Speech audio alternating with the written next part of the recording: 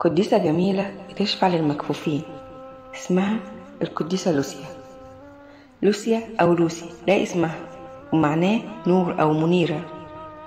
اتولدت القديسة في سيركوزا في صقلية في نهاية القرن الثالث الميلادي، وكان والدها أحسن الناس وكان من أغنياء المدينة، وربوها تربية مسيحية حقيقية وعلموها الصلاة والتسبيح وكمان قراية الكتاب المقدس، وازاي انها تتمتع بحياة الروح، وانها دايما تروح الكنيسة كل يوم حد وتتناول من جسد الرب ودمه.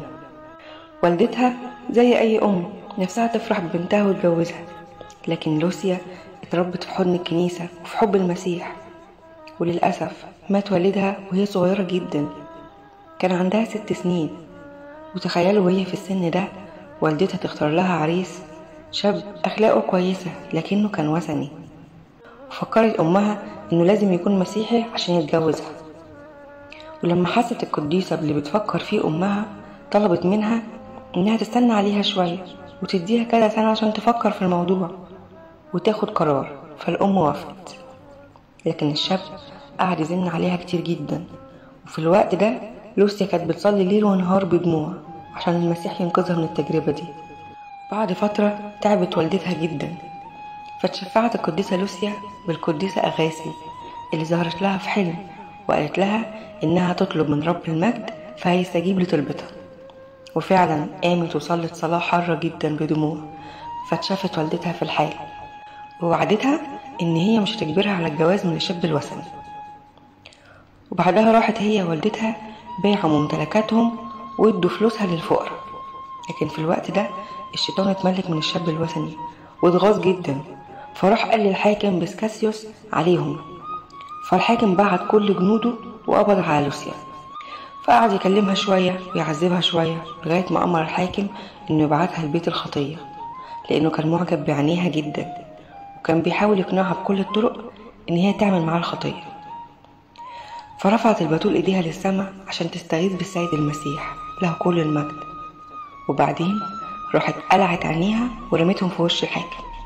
ووقتها ظهر لها رب المجد وخلاها تثبت في مكانها زي الصخرة، حتى الجنود كلهم محدش عارف يحركها من مكانها. فراحوا ربطوها بحبال وقعدوا يشدوا فيها كتير جدا، لكن مفيش فايدة، تعبوا ومعرفوش.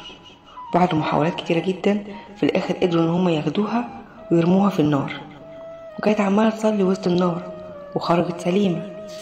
فالحاكم زهق فراح أمر بإعدامها بحد السيف، لكن ضربة السيف ما كانتش كافية إنها تفصل راس القديسة عن جسمها، فالقديسة ما ماتتش في وقتها.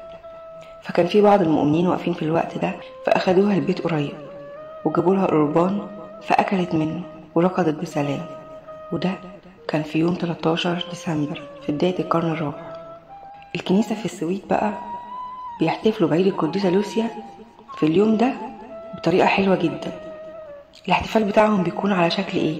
ان هما بيخلوا بنات يشيلوا شموع في كل مكان، وخاصة في المدارس والحضانة وبيوت المسنين، وبيكونوا طافين كل الانوار ويبدأوا يقولوا ترانيم وتمجيد للقديسة، وواحدة واحدة يبدأ يبان نور الشموع، وكل البنات بيكونوا لابسين ابيض، وماشي في وسطهم تمثال للقديسة لوسيا وموجود على راسها شمعدان منور. وده شكل الاحتفال بالقديسة لوسيا في كنيستنا في السويد. بركة شفاعة القديسة لوسيا تكون معانا امين. لو اخدت بركة اعمل شير للناس وتابع صفحتي.